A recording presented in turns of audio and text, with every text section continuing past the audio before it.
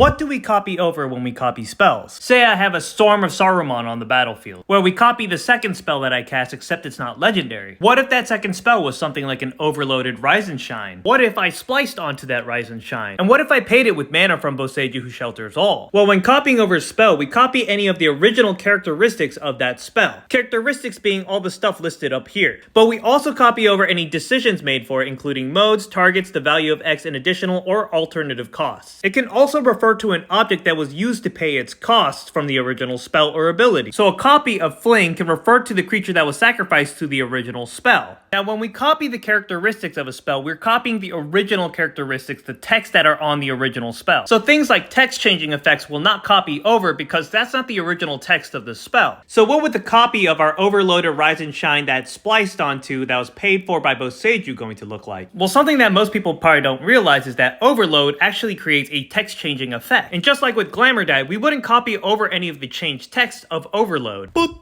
Overload is a decision that you make during the casting process by choosing to cast for overload, which if you remember, all decisions made are also copied over, such as alternative cost, which overload is. So we won't copy over the modified text, but we will copy over that it was overloaded, which will then modify its own text. Now splice is also a text changing effect, but again it's an additional cost that you pay when you cast a spell, which is a decision that is made when casting a spell, which is copied over. And finally, since we paid its cost with mana from Boseiju who shelters all, the copy should also be uncounterable, right? Because copies of spells can refer to the objects that were used to help pay the cost. Well, the thing is, we didn't use Boseiju to help pay for the cost, we used mana from the card to pay for that cost. And mana is not considered an object. So in the end, the copy of Rise and Shine will be an overloaded Rise and Shine, which will change the text on there to say each, which was spliced onto by Everdream, which will add the text draw a card onto the copy. But unlike the original spell, the copy can be countered because mana is not an object.